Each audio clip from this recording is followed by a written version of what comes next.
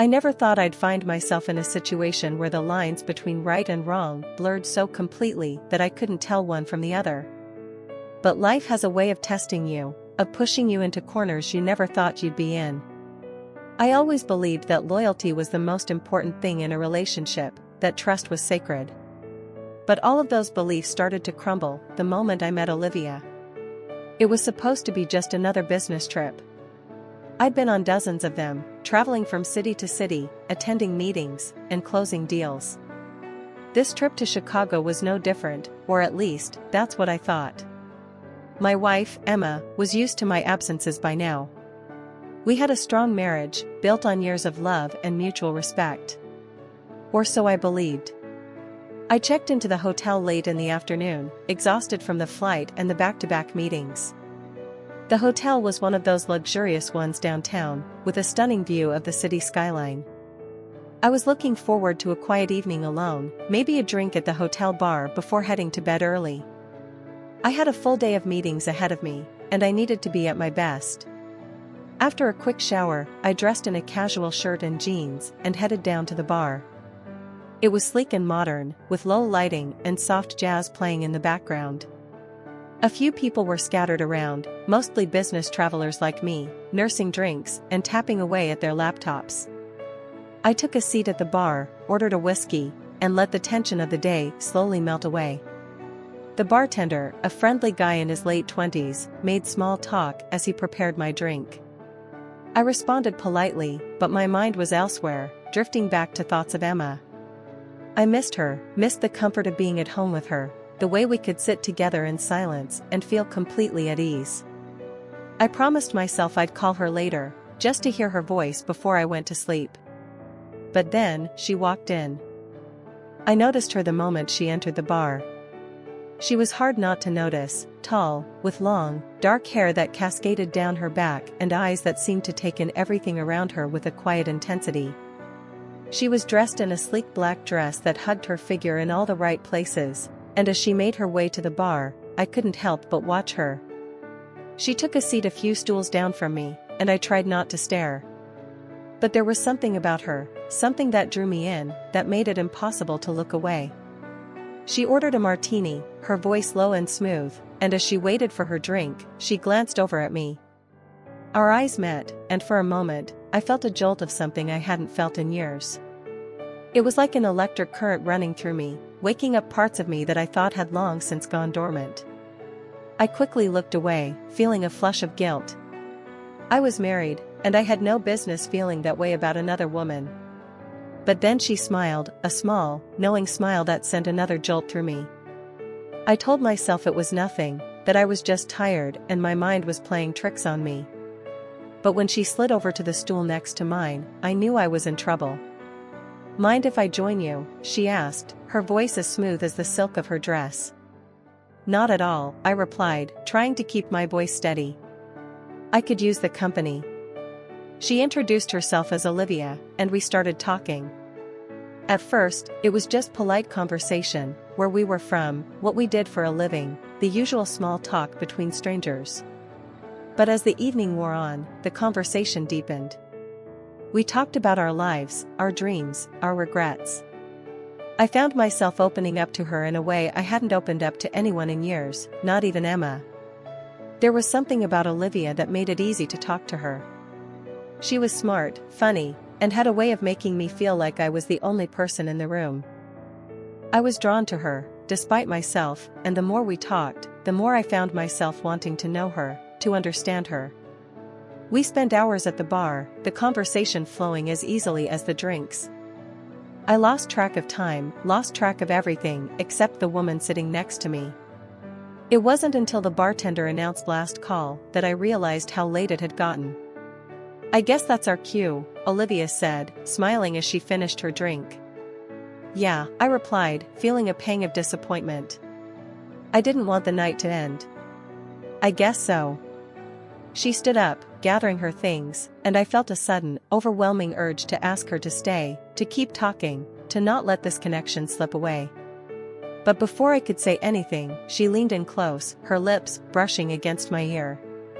I'm in room 1427, she whispered, her voice sending a shiver down my spine. In case you're not ready to say goodnight just yet. And with that, she walked away, leaving me standing at the bar, my mind racing. I watched her go, my heart pounding in my chest, torn between what I knew was right and the undeniable pull I felt towards her. I knew I should go back to my room, call Emma, and forget about Olivia. But as I stood there, the temptation grew stronger, drowning out the voice in my head that told me to walk away. I tried to convince myself that it was just a harmless flirtation, that nothing would come of it, but deep down, I knew better. Before I knew what I was doing, I found myself standing outside room 1427. My hand hovered over the door, my heart racing, my mind screaming at me to turn around. But I couldn't. The pull was too strong, the desire too overwhelming. I knocked on the door, my breath catching in my throat as I waited for her to answer. When the door opened, Olivia stood there, looking even more stunning than she had at the bar. She didn't say a word, just smiled that knowing smile and stepped aside, inviting me in. I hesitated for a moment, but then I crossed the threshold, knowing that there was no turning back. The door closed behind me, and in that moment, everything else faded away. The only thing that mattered was the woman in front of me, the heat between us, the undeniable attraction that had been simmering all night. I knew it was wrong, knew that I was betraying the woman I loved, but I couldn't stop myself. Olivia stepped closer, her fingers trailing down my arm, sending a shiver through me. You don't have to do anything you don't want to, she whispered, her breath warm against my skin. But I did want to. More than anything, I wanted to forget about the world outside, to lose myself in her, to escape from the weight of my life for just a little while. I reached out, pulling her close, and when our lips met, it was like a dam breaking. All the tension, all the desire that had been building up between us, came rushing out in a torrent of passion. We stumbled towards the bed, our hands exploring each other's bodies, our breaths coming in ragged gasps. It was a whirlwind of sensation, of heat and need, and I felt like I was drowning in it. Olivia's touch was electrifying, her lips hot against my skin, and I found myself lost in her, in the moment, in the forbidden thrill of it all. As we lay there, tangled together, I felt a fleeting pang of guilt, a whisper in the back of my mind that reminded me of Emma, of the life I was betraying. But it was quickly drowned out by the wave of pleasure that crashed over me, and I pushed the guilt away, focusing on the woman in my arms. Hours later, as the first light of dawn began to filter through the curtains, I lay awake, staring at the ceiling, the reality of what I had done slowly sinking in. Olivia was asleep beside me, her head resting on my chest, her breath soft and even. I should have felt content, satisfied even, but all I felt was a deep, gnawing emptiness. What had I done?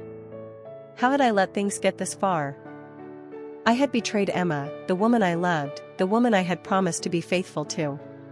And for what? A few hours of passion with a woman I barely knew? The guilt hit me like a ton of bricks, and I carefully slid out of bed, not wanting to wake Olivia.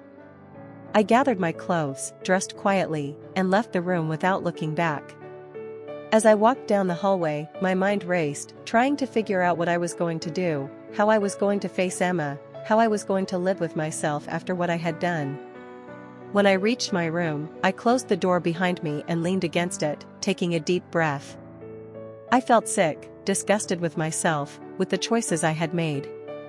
I couldn't believe that I had let this happen, that I had thrown away everything I had with Emma for a fleeting moment of weakness. I sat down on the edge of the bed, my head in my hands, and for the first time in years, I felt completely and utterly lost. I had no idea how to fix this, no idea how to make things right. I couldn't undo what I had done, couldn't take back the betrayal, the lies. Over the next few days, I tried to go about my business as usual. I attended my meetings. Over the next few days, I tried to go about my business as usual. I attended my meetings, shook hands, smiled, and played the part of the successful businessman who had everything under control. But inside, I was a mess. The guilt was like a constant weight pressing down on my chest, making it hard to breathe, hard to think. Every time I closed my eyes, I saw Emma's face, and the thought of what I'd done behind her back made me feel sick. I hadn't spoken to Olivia since that night. I avoided the bar, avoided any place where I might run into her again. I couldn't face her, couldn't deal with the reality of what had happened. I knew I had to tell Emma the truth, but every time I thought about it, fear gripped me. I didn't want to lose her, didn't want to destroy the life we'd built together. But I also knew I couldn't live with this secret hanging over me. On the flight home, I stared out the window, the landscape below nothing more than a blur of colors. My mind was racing, filled with thoughts of what I should do, what I should say. I knew there was no easy way out of this, no way to undo the damage I'd done. The only thing I could do was face the consequences and hope that somehow, Emma could find it in her heart to forgive me. When I arrived home, Emma was waiting for me at the door, just like she always did. She smiled when she saw me, and for a moment, I almost believed that everything was normal, that nothing had changed. But as I stepped inside and kissed her, the guilt hit me like a tidal wave, and I had to force myself not to pull away. "How was your trip?" she asked, her voice warm and welcoming as she took my coat. "It was fine," I replied, trying to keep my voice steady. "Busy, but fine." She nodded, her eyes searching mine as if she could sense that something was off. "You look tired. Why don't you sit down, and I'll make us some tea?" "Sure," I said, grateful for the excuse to avoid her gaze. I walked into the living room and sat down on the couch, my mind racing. How was I going to tell her? How could I look her in the eye and admit what I'd done? A few minutes later, Emma came in with a tray of tea and sat down beside me. She handed me a cup, her eyes still searching my face. "Are you okay?" she asked, her voice gentle and concerned. "You seem distant." I took a deep breath, trying to steady myself. This was it. I couldn't keep lying to her, couldn't keep pretending that everything was fine. She deserved to know the truth, no matter how much it hurt. "Emma, there's something I need to tell you," I said, my voice trembling. "Something happened on the trip, something I never meant to happen." Her face paled, and I saw the fear in her eyes. "What do you mean?" she asked, her voice barely above a whisper. I looked down at my hands, unable to meet her gaze. I met someone," I began, my voice thick with emotion. It was just supposed to be a casual conversation, nothing more. But it turned into something else. The silence that followed was deafening. I could feel the weight of her gaze on me, could feel the pain radiating off her in waves. Finally, she spoke, her voice trembling with hurt and disbelief. You slept with her?" I nodded, unable to speak, the words caught in my throat. "Oh my God," she whispered, her voice breaking. How could you do this to us?" Tears filled my eyes, and I reached out to her, desperate to make her understand, to somehow ease the pain I'd caused. "I'm so sorry, Emma," I said, my voice shaking. "I never meant for it to happen. It was a mistake, a horrible mistake. I love you, and I hate myself for what I did. Please forgive me." She recoiled from my touch, her face twisted in pain and anger. "Forgive you," she repeated, her voice filled with disbelief. "How can I forgive you when you've destroyed everything? You betrayed me, betrayed our marriage. How could you?" "I know I've hurt you," I said, my voice trembling. "And I'll do whatever it takes to make things right. Please, just give me a chance." Emma stood up, her hands shaking as she wiped away tears. "I need time," she said, her voice cold and distant. "I need to think. I can't do this right now." And with that, she walked out of the room, leaving me sitting on the couch, my heart shattered into a million pieces. The days that followed were a blur of pain and regret. Emma avoided me, spending most of her time at work or with friends, anything to avoid being alone with me. When we were in the same room, the silence was suffocating, the tension between us almost unbearable. I tried to give her space, tried to respect her need for time, but it was killing me. I wanted to fix things, wanted to find a way to make it right, but I didn't know how. One evening, after another long day of avoiding each other, Emma finally sat down with me at the kitchen table. Her face was pale, her eyes red from crying, and I felt a fresh wave of guilt wash over me. "I've been thinking," she began, her voice steady but emotionless. "About us, about what you did." I nodded, my heart pounding in my chest. "And? I don't know if I can forgive you," she said quietly, her voice trembling. "I don't know if I can ever trust you again." Her words hit me like a physical blow, and I felt tears welling up in my eyes. "I know I've broken your trust," I said, my voice thick with emotion.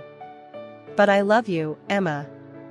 I'm willing to do whatever it takes to earn your trust back." She looked at me, her eyes filled with a mixture of pain and uncertainty. "I love you too," she said, her voice barely above a whisper. "But love isn't enough. Not after what you've done." I reached out and took her hand, my heart aching with the weight of her words. "Please, Emma. I'll go to counseling, I'll do whatever you need. Just don't give up on us."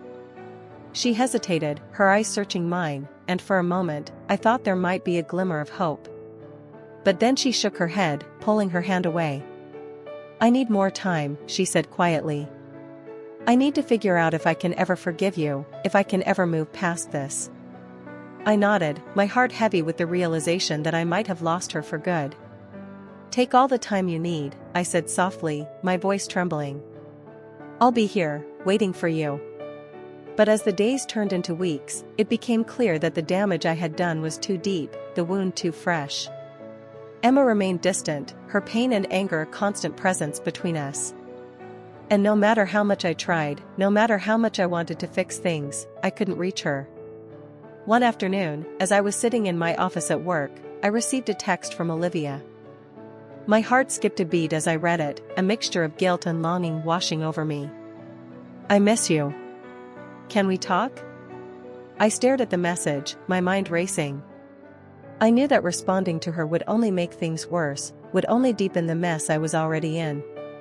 But a part of me, an undeniably selfish part, wanted to see her again, to feel that connection that had been so intoxicating. I hesitated for a long moment, my thumb hovering over the screen. But then, with a deep breath, I typed out a reply. "I can't." It was the hardest message I'd ever had to send, but I knew it was the right thing to do. I had already hurt Emma enough, already betrayed her in the worst possible way. I couldn't do it again. But as I sat there, staring at the screen, I couldn't help but wonder what might have happened if things had been different, if I had met Olivia before Emma, if I had made different choices. It was a dangerous line of thinking, one that led nowhere but deeper into regret and self-loathing. But I couldn't stop the thoughts from coming, couldn't stop the what-ifs from flooding my mind.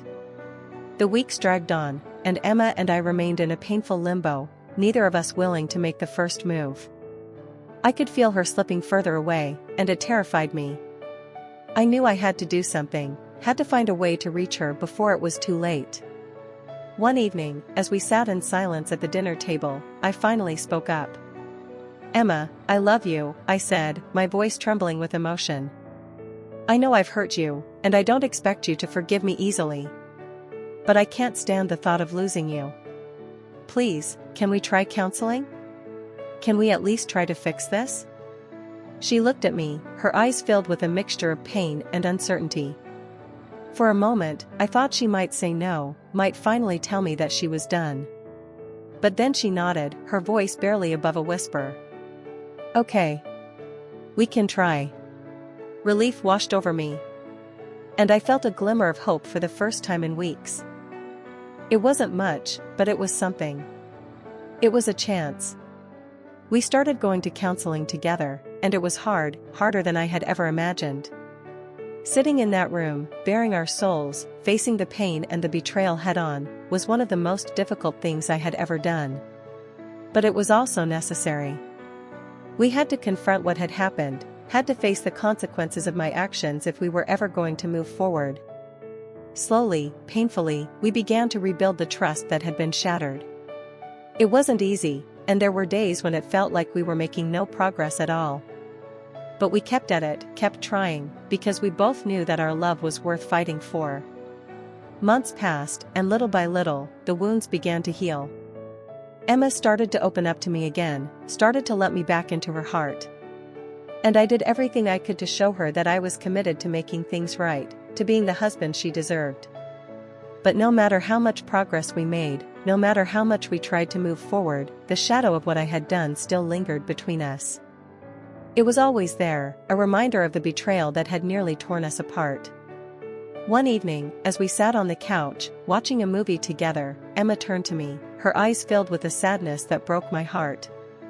"Do you ever think about her?" she asked, her voice barely above a whisper. The question caught me off guard, and I didn't know how to respond. The truth was, I did think about Olivia sometimes, about the connection we had shared, about the choices I had made. But I knew that admitting it would only hurt Emma more. "No," I said quietly, reaching out to take her hand. "You're the only one I think about." She nodded, but I could see the doubt in her eyes, the pain that still lingered. And in that moment, I realized that no matter how much we tried to rebuild what we had lost, things would never be the same. The trust, the innocence, the sense of security we had once shared, it was gone, replaced by a fragile hope that we could somehow make it through this. But as we sat there, holding hands, I knew that I was willing to keep trying, no matter how long it took, no matter how hard it was.